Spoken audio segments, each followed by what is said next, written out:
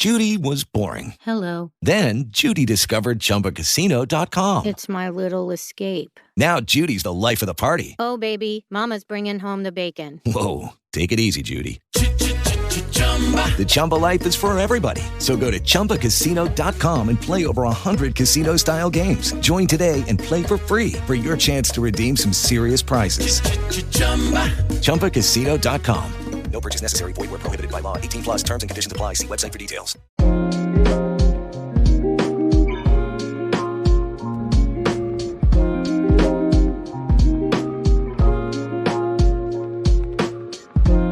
There was a series that I created last year, and it was basically a way for us to kind of talk about the human condition, of what it was like before COVID and how we were living through it now. So it was called Our New Normal, because whether people want to believe it or not, it can't go back the way it was. So I decided, new year, 2022, let's try something different. So I started something called Talks with the Foxx. I'm going to be interviewing and having chats or talks with people about their life. And these are people that I find inspiring. Could be artists, musicians, anyone. My hope is to inspire as we discuss life and the things that keep us together and motivated, and they'll get to share a little bit about themselves and their industry and their talent. Sit back, relax, and enjoy the first episode of Talks with the Foxx. Good evening, good afternoon, good morning, wherever you are and wherever this finds you. I would like to introduce each and every one of you to a new segment that I'm doing that's going to be across my social media as well as my podcast. And it is called Talks with the Foxx. And what is it all about? Yay!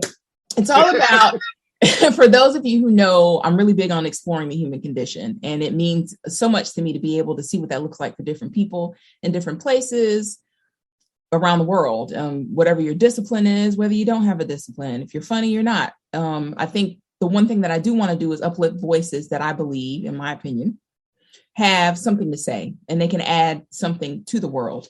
We live in a time that's very tumultuous, and there's a lot of garbage on TV and in media. And so anytime that I introduce you to someone, it will be someone who is definitely not garbage and contributes to society, to me. I think they do.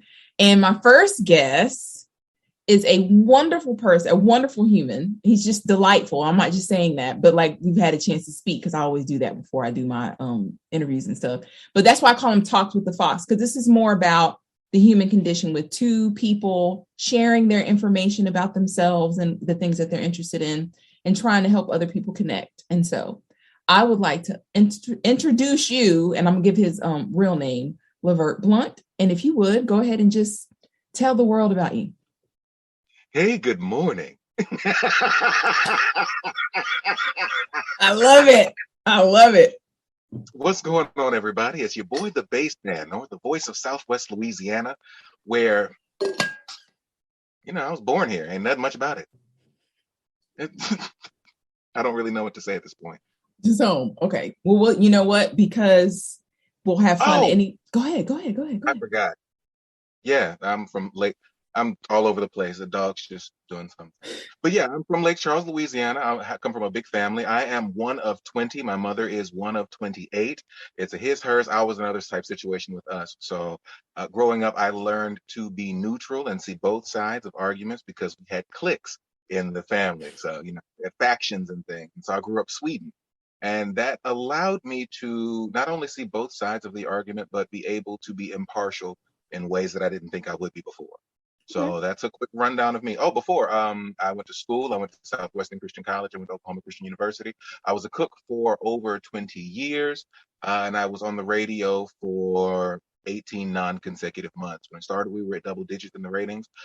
Before the hurricanes happened, we were number 1 and 2, respectively, in urban AC. On August 27th, 2020, Hurricane Laura destroyed Southwest Louisiana. My home, my job, my career, everything in the city was decimated. And for 9 months, we stayed in either with family or in a hotel. After that, we moved to this wonderful FEMA RV that keeps us out of the element. And we've been here ever since. So that's a little bit about me. Oh, well, and you know what? And this is the part that we're going to really enjoy. We're going to dig into getting to know a little bit more about you. So I'm going to get started. Okay. My first question I wanted to know is what helps motivate you when you open your eyes before your feet even hit the floor? What gets you going in the morning? Gratitude. Gratitude keeps me going. A lot of the comforts that I'm used to have been removed from me since moving to this RV. And I've learned a few things. You can't be depressed when you're grateful. You know, you can't be angry when you're thankful, and you can't hold grudges when you operate in love. And having been removed from everything around me, being isolated in this RV, it's taught me those things. So every morning I get up, I am eternally grateful because there are 110 people that I know personally who are no longer here. So I'm thankful for every breath, every day, every second, every moment. I am grateful for opportunities, for new beginnings, for mornings, for good mornings. Good morning. I count my blessings because you can't be depressed when you count your blessings. So before my feet hit the ground, I make sure to let the Lord know I'm thankful and I appreciate him. You know, me, God, and the universe, we have a conversation before my feet hit the ground and let the dogs out.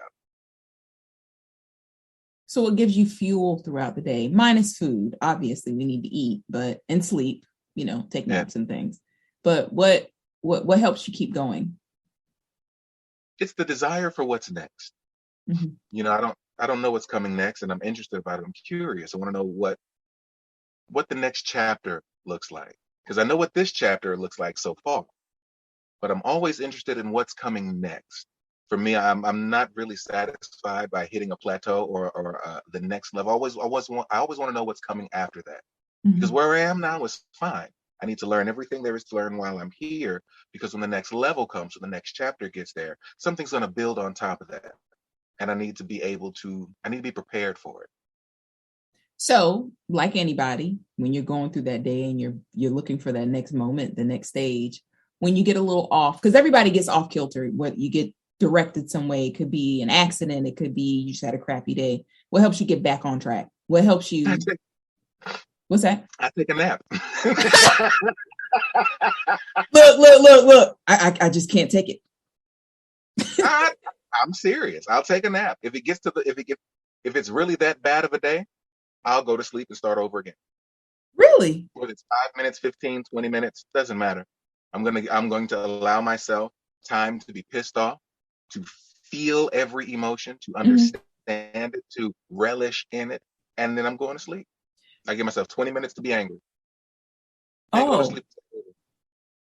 Okay. So you found a method of being able to disperse your discomfort. So that when you get in a place and you're like, this is not good for me, let me get all the anger out. So you don't bottle it up, you let it out. And then you're like, no, let me recharge. Yeah. Okay. Yeah, because it's not appropriate for me, at least, to deny myself these emotions. My default setting is joy. I'm always going to be joyous. That's my default. So when something makes me happy or sad or angry or irritated, I want to make sure I feel those emotions, to understand them, to understand how I fit within them, and understand that I control these emotions. They don't control me. Everything about me is a choice. I choose to be happy. I choose to be angry. I'm choosing to respond to this situation in this way because it's familiar. That's why they call it a reaction, because you're responding to stimuli in the same way. So when I get to situations that I can't control, I control the only thing I can control, and that's my actions to it. Gotcha. And when things are really bad, I'll take a nap and start over. That's it. You make me a sandwich and I'm going to bed. Okay, so it's time to cut the lights off. The day's gone. Yeah. Whether you took a nap or not, when it's time to go to bed, what helps you sleep at night? The sound of my dogs snoring, oddly enough. Really? That seems like that would be annoying. At first it was, but it's so cute. It's not. They don't snore like grown people. It's just like heavy breathing, and I find it relaxing. So you have 2 dogs. What are their names? Maya and Porkchop. Okay. All right. Do you have a favorite? Don't lie. You got to have a favorite. No? They're favorites for different reasons. Okay. Why so? Let's say pork chop. That's my roommate. He's he's the ultimate roommate. He's always here. He's cool. He's fine. Maya's tiny. She likes to cuddle. So she'll climb up on the couch and sit on my lap and whatnot, but he's too big to do that. So he enjoys his own little area while she enjoys being up under me. And so they are favorites for different reasons. He is stress-free and laid back, cool. She's high energy and slightly neurotic, but she's loyal, you know? Okay. I got it. The loyalty is important to you. Not necessarily, because they're Really? dogs. Dogs are designed to obey. That's what they're going to do. People are not. So I don't expect anything less than loyal from any dog, whether it's mine or not. Okay, so people can suck and they can be nice. Yes. What? And the more I meet people, I realize I love my dogs even more. Yeah, people can be problematic. There's no question about that. They can. So Yes, indeed. I'm changing gears a little bit. Okay. What is a pet peeve of yours with, it doesn't matter. It doesn't have to be crappy people. It could be anything. Like one of my biggest pet peeves, well, two, I'll give them to you. I cannot stand to waste my time. I don't like redoing things. And I don't like dirty nails. I don't want to see dirty nails. Get them out of my face. What is a pet peeve of yours? Don't come up in here blowing your horn when you come to my house. You don't have to work up. Don't disturb the entire neighborhood because you're trying to get my attention. If you come in here, you have my phone number. Call me. Let me know you're outside, or get out and knock on the door. Don't blow your horn. That's disrespectful. Somebody could be in the house sick. Somebody could be on the phone dealing with something. Somebody could have just gotten a phone call, let them know their mama died, and you're out here blowing your horn, disturbing everybody. Don't do that. Knock on the door or give me a call. Don't like that. Okay, fair enough. I don't like that either. When I was growing up, my mom was very particular because we always lived in apartments or townhouses. So my mom was really particular about that. This was pre-cell phones or affordable cell phones that weren't the size of your head. She was definitely like, do not beep horns. If you come to my house, you either come to the door or you call. Yeah. She was the same way. Yeah. I don't like that. I think it's Southern hospitality. I think some of that is. My mom is from South Carolina.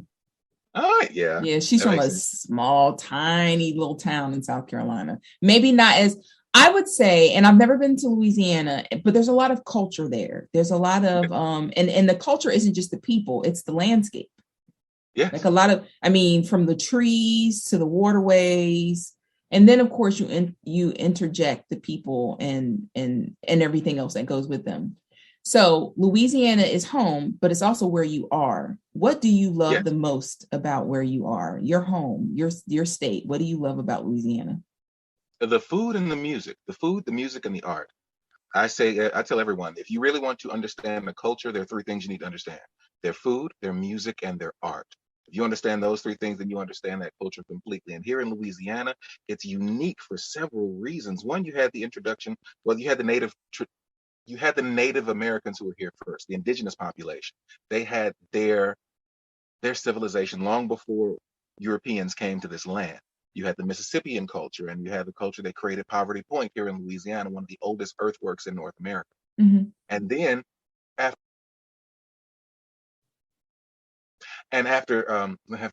enslavement, you had the continuation of these European immigrants as well as these African immigrants and the indigenous societies of South America.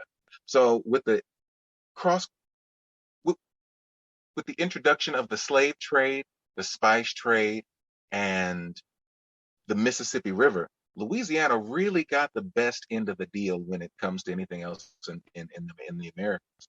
And because of that, we have a rich culture, a rich food heritage, and a rich art scene. We started jazz. A miscellaneous fact of the day: jazz is not named after the music styling itself, but it's named after the jasmine-scented perfume that the prostitutes would wear in the brothels. Oh. That's where jazz gets its name. It was JASS at first, but the J would fall off some of the band equipment. It was just ass there, and so they changed it to JAZZ. See, this is why we're talking right now, because the amount of knowledge that you have, and let's talk about that for just a minute. So there are people who are well-versed. There are people who have 3-5 PhDs. There's people who are well-versed based on travel and interactions with people. You're a very intelligent man, and you know a lot of information, poignant information, important information. where did your sense of wonder and learning come from? Was it just one of those things you were that kid, or did something happen in your life that said, hey, I've got to glean as much information as I can from whoever and wherever I can so I can know these things? I was just that kid. I was that awkward kid who was always curious about everything. And I learned at a very young age that adults don't always have all the answers, and they sometimes get angry at you for asking questions that they don't know the answers to, so they take it out on you. So I learned how to ask questions, and then when I saw that they were getting frustrated because they didn't know, I learned how to find out those answers for myself. The earliest memory I have of pissing off an adult, I was in pre-K. It was called Wonderland of Play, and they were getting ready to do a Christmas pageant. And they pulled out a baby doll, say, this baby Jesus, and we're going to celebrate his birthday because he was born on December. I was like, when? And they was like, well, he was born December 25th. And I was like, well, how do you know? And they're like, well, because it says so in the Bible. Well, can you show me? And they're like, you can't read. I said, I know what Christmas looks like. Can you show me in the Bible? I was like 4 or 5 years old at the time.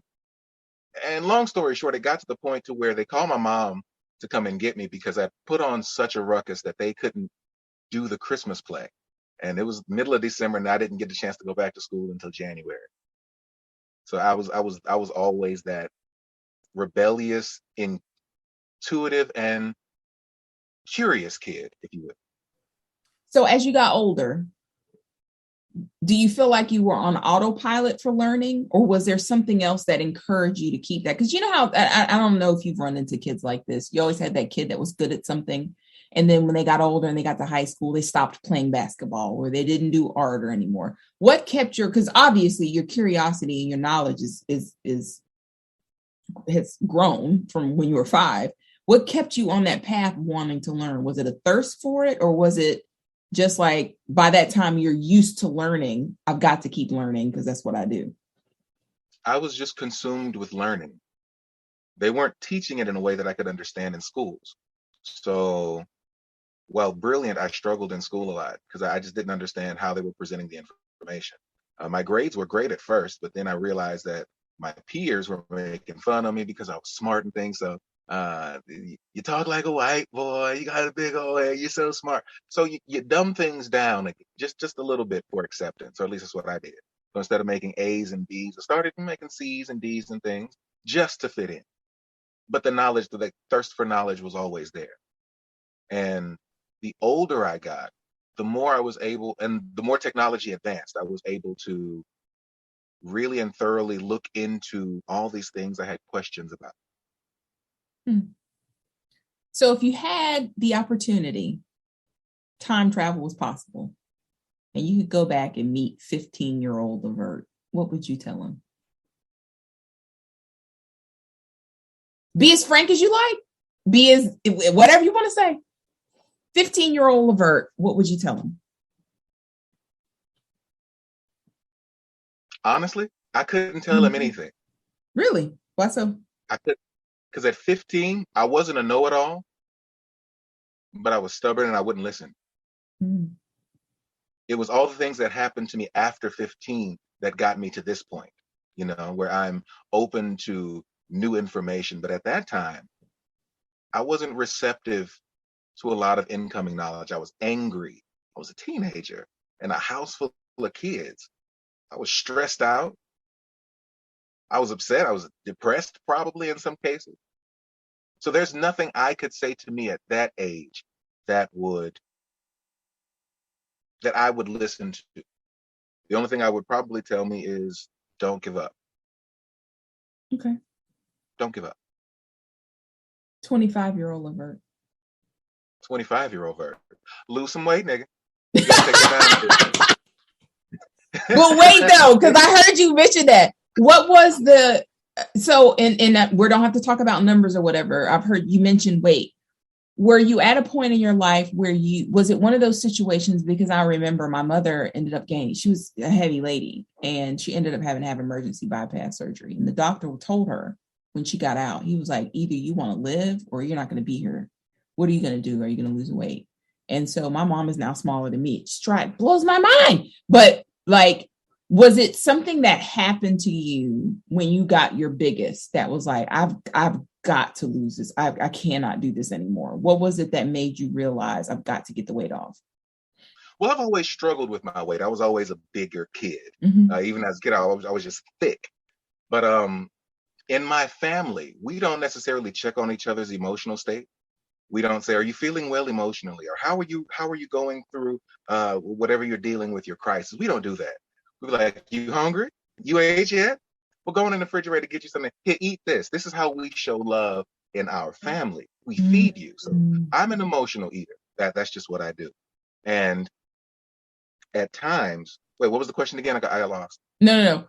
It was what made you, because you mentioned weight. What made you weight? Yeah.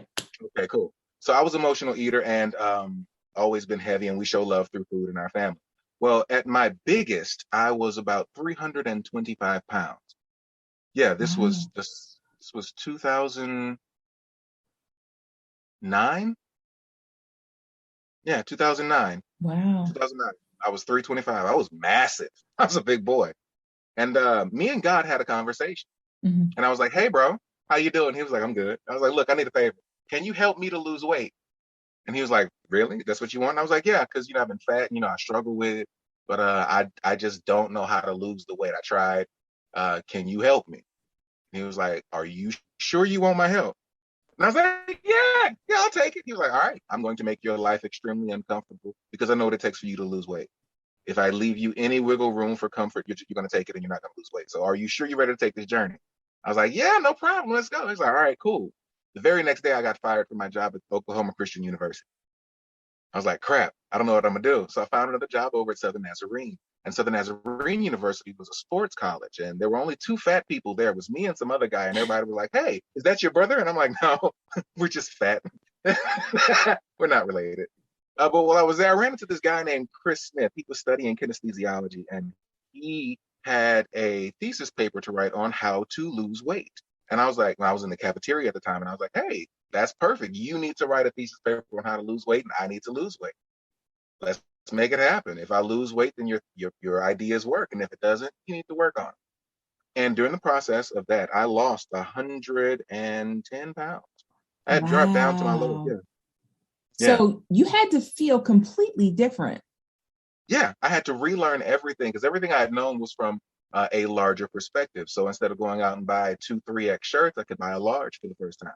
There's something that thin people do that I didn't realize thin people do until I became one. What's Y'all that? walk around with your hands behind your back for some reason. Like you stand there and grab your elbow. No.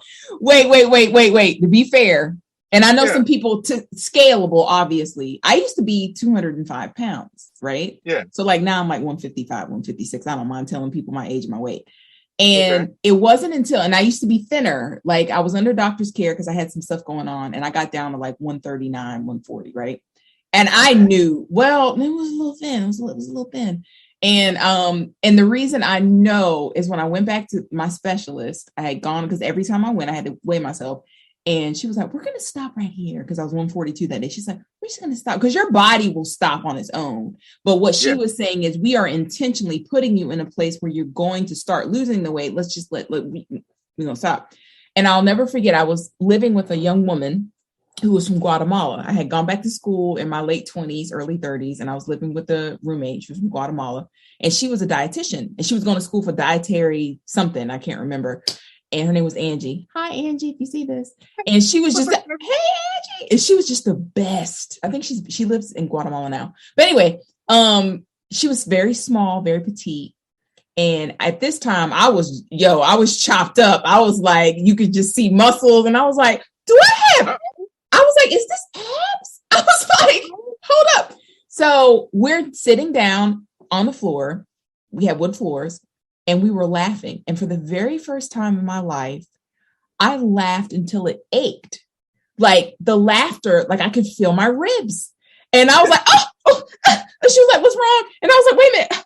Is this how it feels to laugh small?" And she was like, "Yeah, it's uncomfortable." And I was just like, I didn't know. I had no idea. Second thing happened. I'm working out, and I was working out regularly. And I went to go shave one day, and I'm, taking care of certain body parts, and I'm shaving. Oh, and, right. I'm, I'm trimming around the hedges.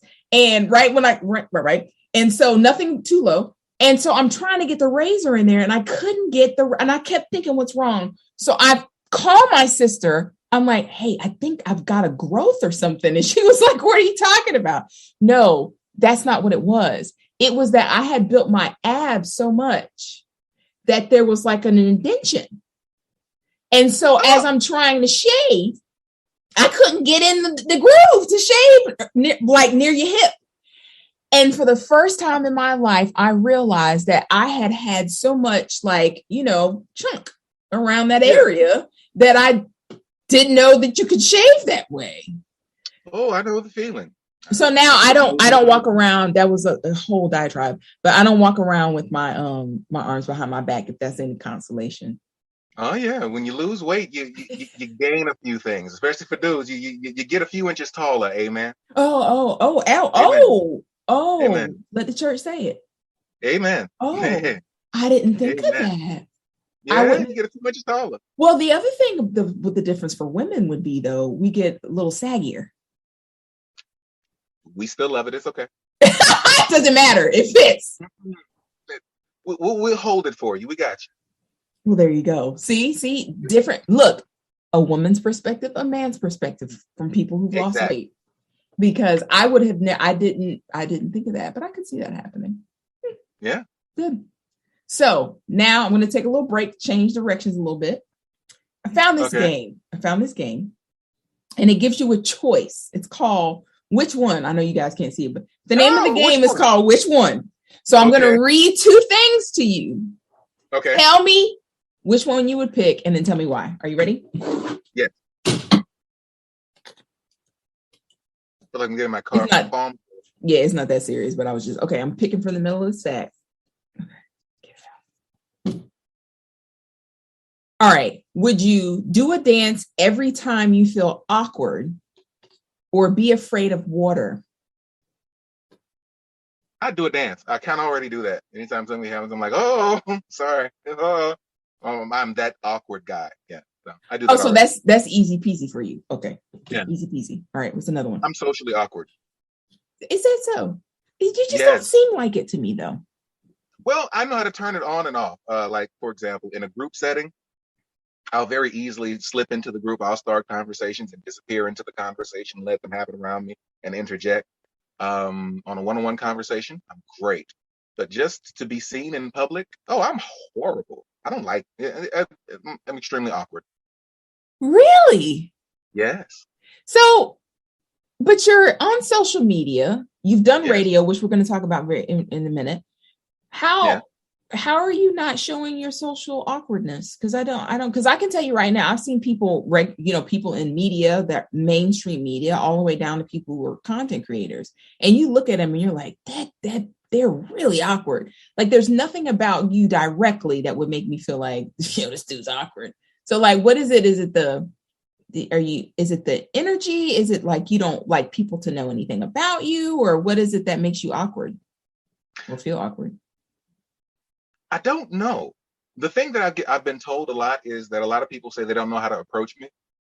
They say we don't know how to have a conversation with you because sometimes we'll say something that isn't factually accurate, and then you'll do this little thing with your head, and then we know we're getting ready to get chewed out. Or somebody will say that we have to have all of our, how they put it, we have to have our I's dotted and our T's crossed anytime we have a conversation with you, because if it's not right, you're going to call us out and we feel bad.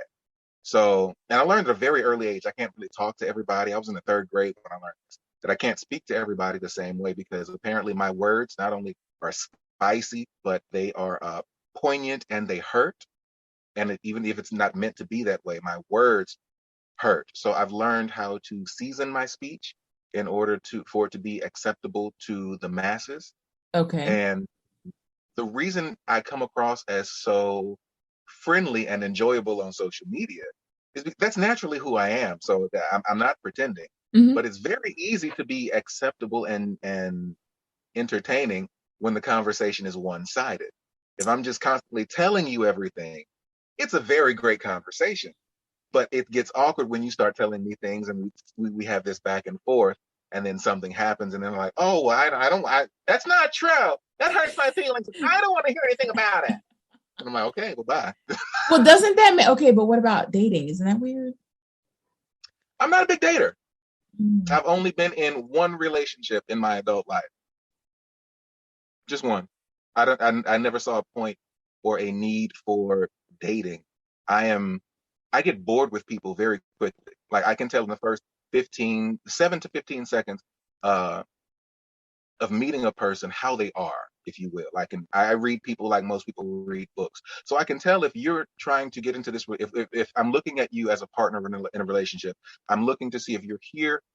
What are you here for? Are you in this trying to get into a relationship for healing purposes? Mm-hmm. Or are you trying to just get to know someone and you think the only way to do it is through dating?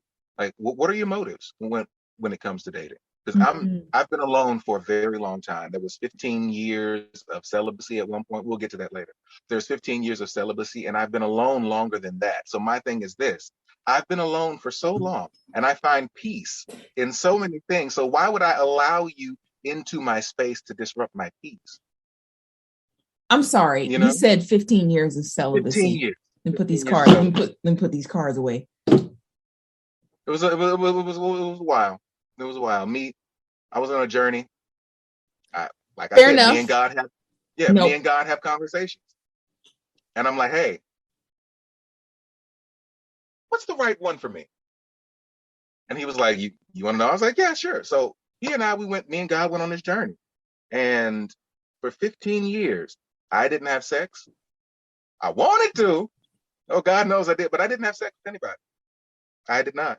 Because I really wanted to, I told God that the next person I have sex with will be the one I marry. Right. That's just it. And he was like, all right, cool. We will set that up. And it didn't work out that way. Mm-hmm. But 15 years. 15 years, man. Wow. Well, I You do learned a lot applaud about you. yourself. I was going to say, I was about to say, I applaud you because whenever you are not sharing yourself with another human being in that way, especially, you are focusing on you. Mm-hmm. I mean, there's no way that you can't. Do you feel like you would have been able to attain some of the life goals you're learning you wouldn't have been able to? Okay. No, You answered that very no. quickly. That's why I asked. It wouldn't, because I was set on a journey. I know where God is taking me. Mm-hmm. I know where we're going. Mm-hmm. It's the getting there that's the point. And my thing is this: if I'm going to join myself with you, that means I'm going to have to leave this path and join yours. And I don't know where you're going. Right. That means if we don't work, then I have to find my way back to the original path. Okay. And play catch up. Okay. You know? Mm-hmm. So why would I leave something? Why would I leave the path that God is taking me on? Because he's like, I got you something greater up ahead. So why would I leave that for you temporarily? And now I'm set back years. Mm-hmm. I've been stuck in a relationship with you for years and I haven't grown, haven't gone anywhere. Mm-hmm. You trapped me with kids. Now I'm stuck with you for the rest of my life. And all I wanted you for was 15, 20 minutes. You know? So along this path, during this time where you're having these conversations, you're putting them out, you're praying, you're finding out more about yourself. Where did radio come in? Was that something that you always saw? Because I mean, the learning part we talked about, you were a kid, 5 years old, raising hell, bothering people, telling them what they better, that's not right. So fast forward, you're on your journey. Where did radio come in? Okay, radio was fun. It was the winter of 2013. I was living in Oklahoma at the time, and my mother gave me a call. She told me that Miss Faye Brown Blackwell, the CEO and owner of one of the radio stations down here, was looking for new talent. And she said she's been talking me up, and she says, well, she might want to know you. And I was like, but I'm in Oklahoma. And she was like, well, step out on faith, babe. Because my mom and Jesus first cousins, they grew up together. That's that. They down. Okay. Yeah, Okay. Her and Jesus real close. So when they was talking, I guess he told her to put him on the radio, and I believed her. And I was like, all right, cool, I'm gonna come down there. So I leave my home in Oklahoma and come down to Lake Charles for this job that might exist, but it didn't. Oh. No, it didn't exist. There was no job, nothing there. So I was like, well, that's fun. Thank you for being manipulative. I love you. And so I'm here now. So I go back to cooking. That's what I know best. In the kitchen at one of the casinos down here, and I'm throwing down. And I, not to brag, but I cook like somebody's grandmother. That's what I do. That's I big cook talk. with grandmothers on Sundays. Vert, that's big talk. That's big talk. I'm a big boy. There's a lot of work into this. It's a lot of hard work and dedication. Yeah. So I started cooking, and we did great. As a matter of fact, my crawfish at the casino, they raised the entry. They raised the price of the buffet during crawfish season because my crawfish was just that good. I loved it. So radio came in a little bit after that. I was working at Jack Daniels at the time, and I had gotten fired from Jack Daniels. Me and God had a conversation, and I was like, because every time we have a conversation, something weird's happening. And I'm like, can you broaden my borders? Can you take me to the next level? He was like, are you sure you want that? I was like, yeah, I'm ready. He was like, okay, I'm going to prepare you for it. So I got fired from one casino and hired at another one. And while I was at this casino, it had the best kitchen facilities I had ever seen in my life. Oh my God. I mean, stainless steel was everywhere.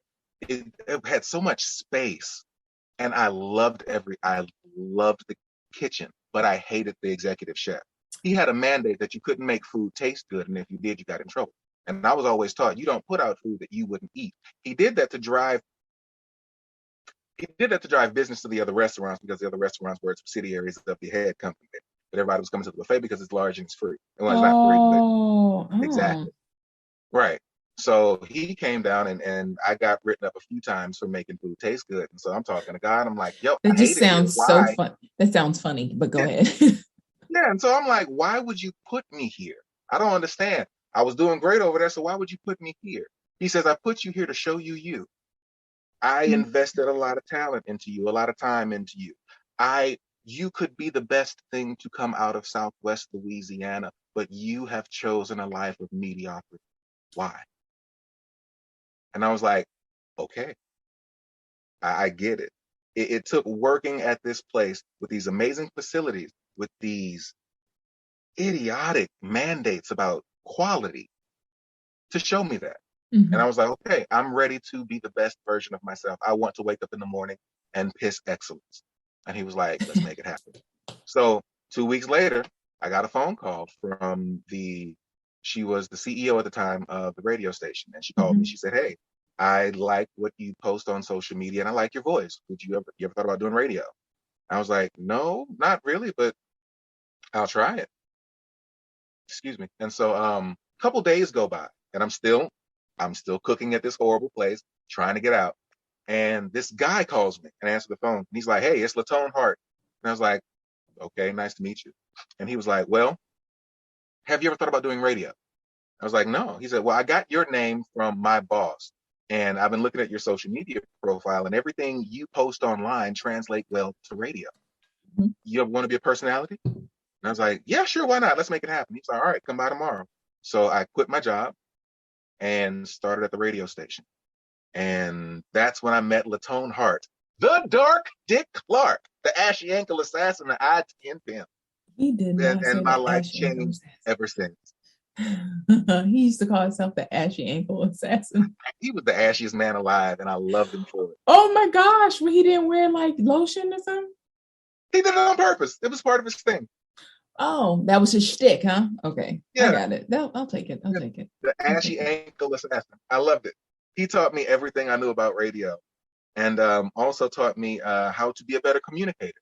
Because I used to use, like, not intentionally, I always want my words, like you'll see me stop and pause in conversation and look for the proper word. Because I want to make sure I'm using the right word that gives the right meaning at the right time. Right. Well, he taught me that you don't always have to use big words because you alienate your audience. Using big words, you talk to intellectuals and academics and you leave out 90% of your audience. Speak to the common denominator, talk to the dumbest person in your audience. And that way you can explain it to everybody. And I was like, that makes sense. He said, that's why Trump's popular, because he talks to dumb people.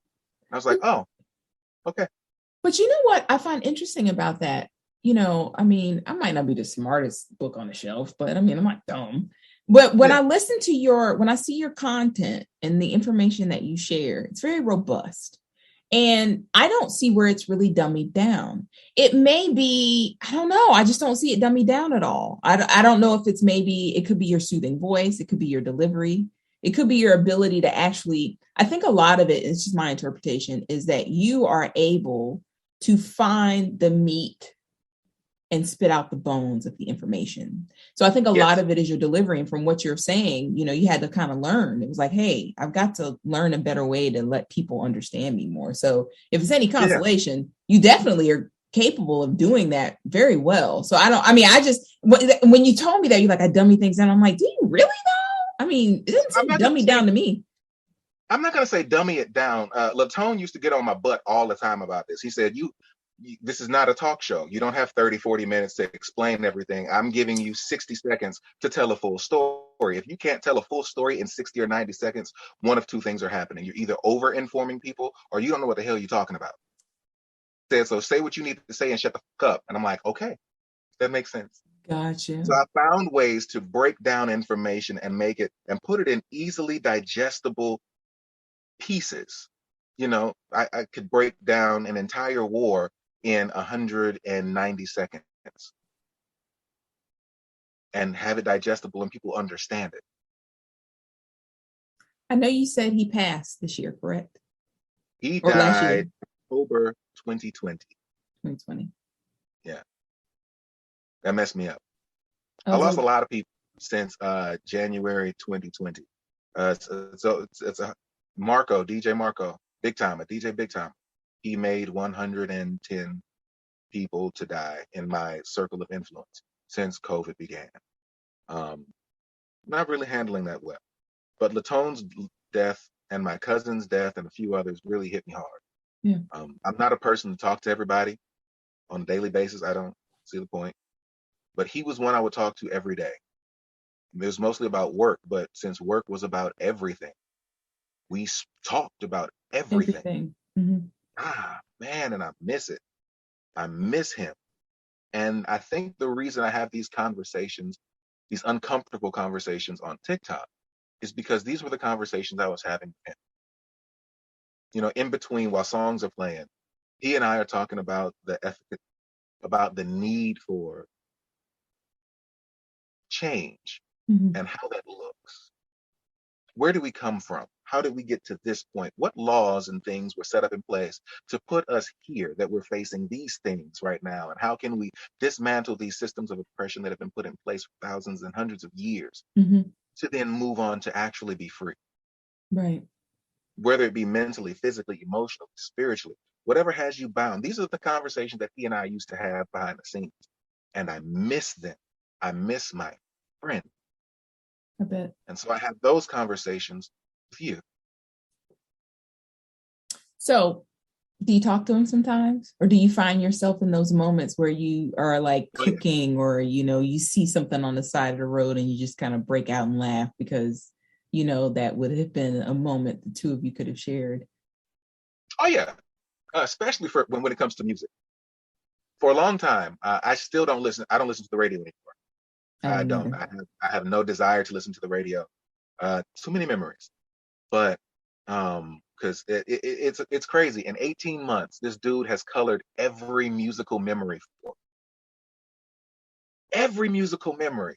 One day I got a call from one of the regulars, Miss Paulette. She listened every day, and she would call, and she's had a special request. She wanted to hear "Cherish" from Kool and the Gang. And I was like, all right, cool, I'll play that for you. It's old, and you know, we're not allowed to play a whole bunch of old music because I get in trouble. Right. So I played a song, and I'm like, I'm finna get in trouble because I know he's finna come in. And no sooner, as soon as the chorus hit, "Cherish the love," soon as that came out, he comes running through the door, and I'm like, oh, I'm finna get chewed out. And he was like, yo, that's the song they played at my senior prom. And then he told me the whole story of his prom. And so now that song has that memory. Got you. You know, and so I quit listening to the radio. And then when Silk Sonic came out with "Leave the Door Open,"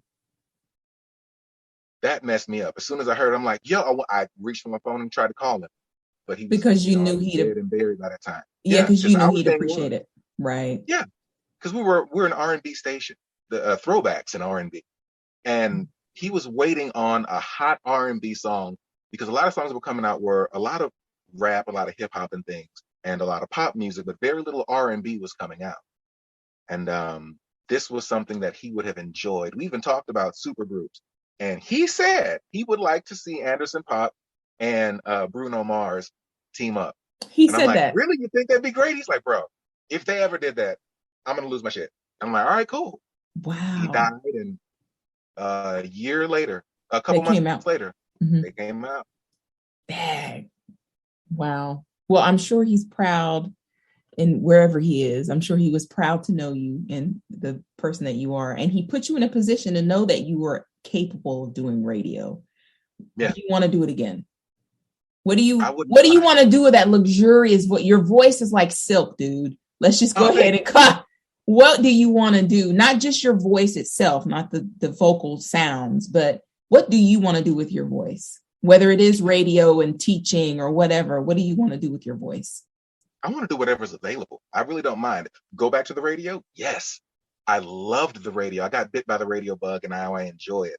And one of the things that I really enjoyed most about the job was two things: the interviews and breaking new music. One of the best things I did was an interview. I enjoy picking the minds of others, of greater people, so that they can possibly impart some knowledge that they have gleaned along the way to help us out. I love that about interviews. And breaking new music. As an artist, you make music so that people can hear it. So what's the point of making music if no one's around to hear it? Right. Right? Mm-hmm. So I had a weekly podcast where me and a couple producers, it was called The Listening Room. The Bassman presents The Listening Room, where people from around the world would send in their music, and me and a couple, 2-3 producers or DJs or promoters or club owners, a Grammy Award, Grammy nominated artists would even come on the show, and they would take their music, listen to it, and give them tips on how to make it better, or say, hey, I like this. And whoever got the most likes at the end of the night, I'd play your song the following Friday at 1:30. Nice. Okay, cool. That was a great opportunity. Exactly. Because what's the point of making music if nobody's around to hear it? And if you got the music, I want to tell everybody about it. And that's what I loved about being on the radio. But if I can't go back to the radio, we can do voice acting. Let's do some voice work. You should if you just do it. Just do it. You don't need anybody's permission. Read all the books, do all make your demo reel. If you haven't already, I don't know what you're waiting for. No, but seriously, I think I don't think it's just the sound or the vocal quality. It's your delivery. And that was one of the reasons why I wanted to have this chat with you, because there's so much behind those 59 seconds in those 3 minutes. And you know that. And a lot of times as people, especially as you start to amass followers, you start to realize that the understanding of you as the individual starts to get convoluted to them because in your entertainment, you know what I'm saying? Yeah. And that was one of the reasons I wanted to have you here, because I feel like people look at you as the wealth of knowledge, as that big sultry voice, but it's like, there's a human being here that has desires and extra knowledge and things just like you. So let's talk about how we can be better people. Let's talk about the fact that there's some guy right now that's probably your doppelganger that when he sees this is going to be like, yo, there's this dude, we sound the same, so I think I just really think it's important to be able to do those things. So when's your book coming out? I have no idea. When it does, I'll let you know. I promise you'll be one of the first to know. Fair enough. You see, I just bullied you into that conversation. You didn't ask for it. Yeah. Okay, just checking. Just want to see when that book was coming out. So I'm going to do one more of these, and I have one more question. Okay. See, I told y'all I was going to keep it spicy. You know how everybody. I'm from Louisiana. I like heat. What you got? Always feel confused. Are you ready? Always feel confused or get stuck in a cave with lions.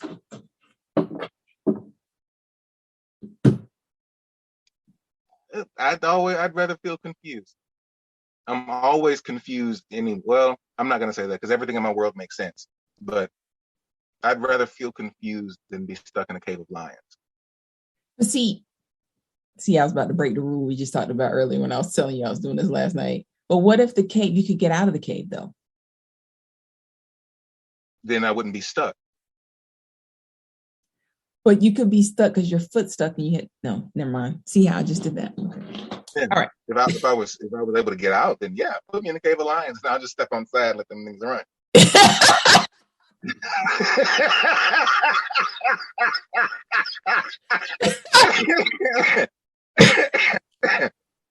I'm just being honest.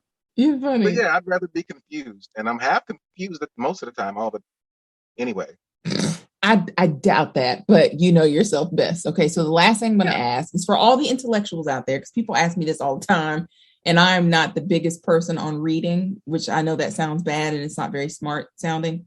What book are you reading now? None. Okay, what's the last book you read? It was the Book of Herodotus. That was the last book I've read. It was, I know it's weird. It was 5th century BC, but I was curious about a few things. I always wondered like how slavery started, and I wanted to find the earliest mentionings of it, but I couldn't find them. So I long story short, it wound up being in the city of Babylon, Kingdom of Babylon, and they set up slavery as a system, and that's where they say it originated. But there's still some questions behind that. So, but the last book I read, to answer your question, I'm sorry, running a tangent, was the Book of Herodotus. Okay. How long did that take you? Don't scare me. Well, about 2 weeks. Do you like reading?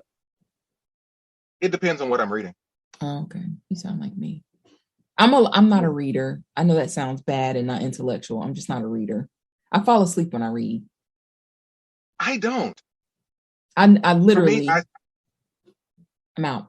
College was difficult. College was extraordinarily. I had 5 alarms in different places around the house. I'd put them in the microwave if I had to. Well, not light them up, you know what I'm saying? Yeah. But like I would put them in weird spaces to force myself to get up because I knew I'd have a paper due, or it was just the hardest thing in the world. And I'd be like sitting there reading and then the next thing I know, I probably have narcolepsy, but go ahead. See, I enjoyed college. The tediousness of everyday work, like doing your homework and turning in papers, that bothered me. I was never really good at that. But you give me a test on the cumulative knowledge of what we did that semester, I pass it with flying colors. So I like that part. I don't like the everyday. It's pointless to me. So you didn't mind the buildup. You didn't mind reading the 450-page book by the end of the week thing. If you could take the knowledge and you were fine. You just didn't like doing a stupid little test and exactly. So I didn't understand. I never understood, why are you testing me to see if I know this information when you're going to test me on it later? See that. That didn't make sense to me. Either test me on it now and then test me on something later, but don't test me on this now and then test me on that same information later. That didn't make sense to me. I was like, what's the point? Yeah. Okay, so I got to ask this question. I lied. This is really the last one because I used to ask this on my last series. If you could have any superpower, what would it be? I would have the power of Storm. Not only is she one of my favorite X-Men, but just imagine to have the power to control the weather itself, and not just the weather on the planet, but any weather systems like solar winds. She controls those things, and the powers are adaptive to whatever planet she's on. I enjoy that. That's why she's one of my favorite characters. And not only that, but just imagine that you have the power to control the weather on planet Earth. The United Nations would be on their knees crawling to you to end world hunger. There would be no tsunamis. There would be no earthquakes. There would be no poverty, because you would create greenery wherever you go. Everybody would be able to eat. There would be no hurricanes because I control the weather. And if you piss me off, I'll wipe your country off the face. See, but I was just getting ready to say, you got too much power there, buddy. Like, a little too much power. No, but do you feel like you'd be able to remain humble with that much power? Would you still be Vert? Would you still be him? I would try. If you give me the power now, then yeah, I would probably be a good guy. If you give me the power like 10 years ago, I'd probably be an anti-hero. Yeah. Oh, one more thing. One of the powers that Storm has that nobody really talks about is that she controls electromagnetism, and the clothes that she wears aren't necessarily clothes at all, but electromagnetic pieces of her It's her costume, but in little metal pieces. And she activates it by turning on some static electricity, charges it, and can change instantly into whatever she wants.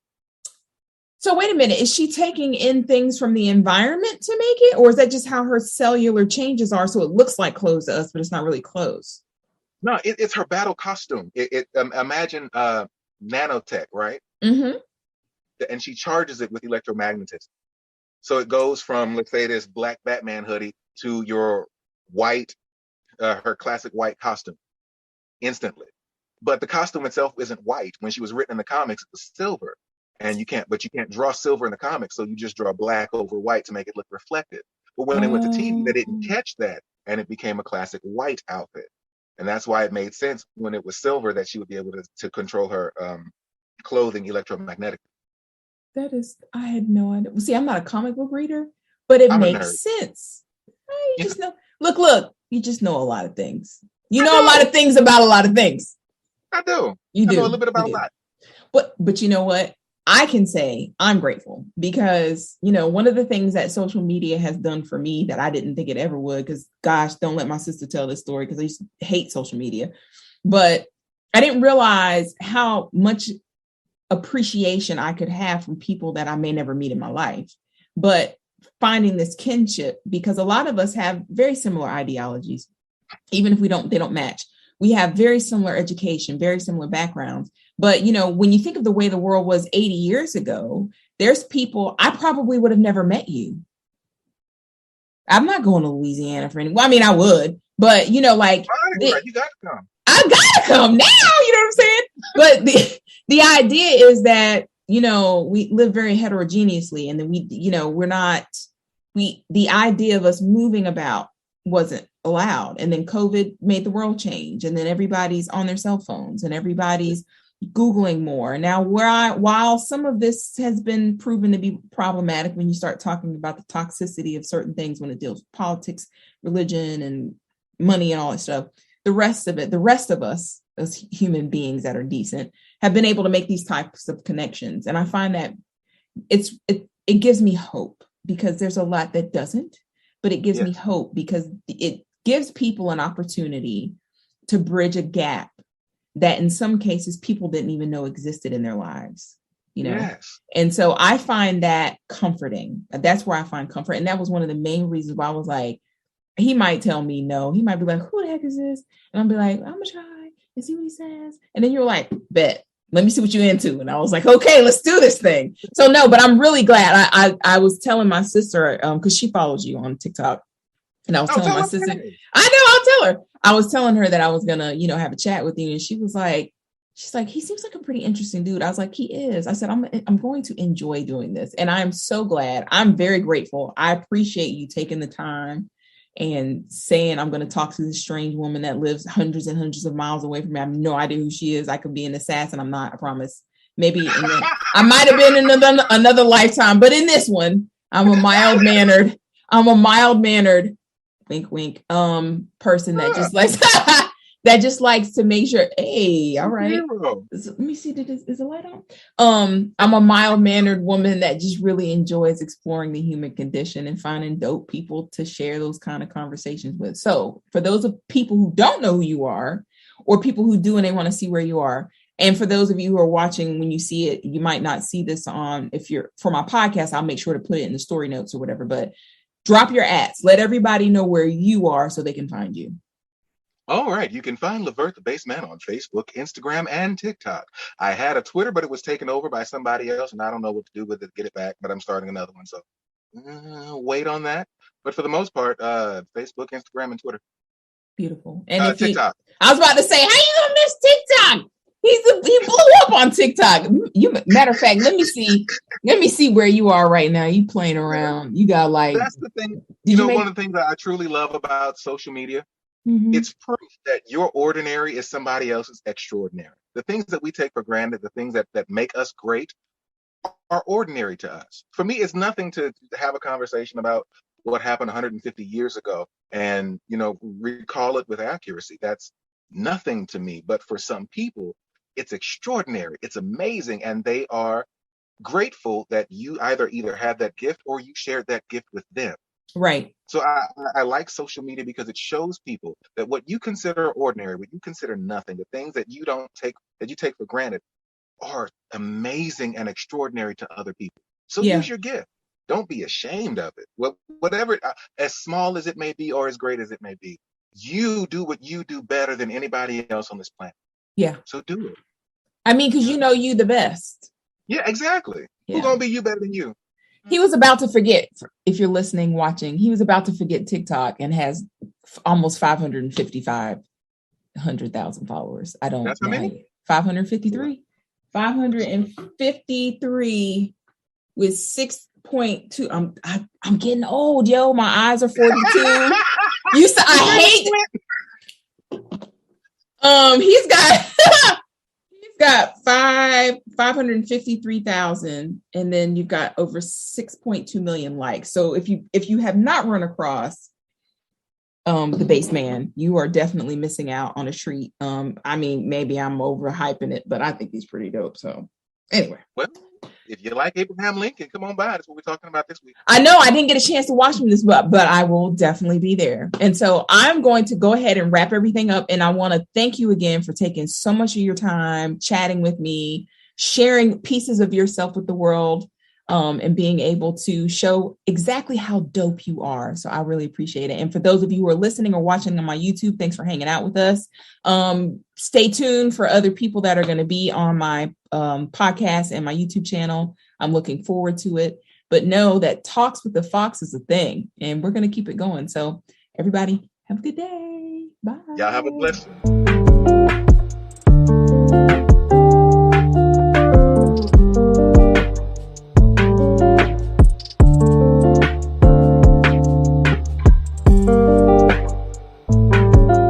Judy was boring. Hello. Then Judy discovered ChumbaCasino.com. It's my little escape. Now Judy's the life of the party. Oh, baby, mama's bringing home the bacon. Whoa, take it easy, Judy. The Chumba life is for everybody. So go to ChumbaCasino.com and play over 100 casino-style games. Join today and play for free for your chance to redeem some serious prizes.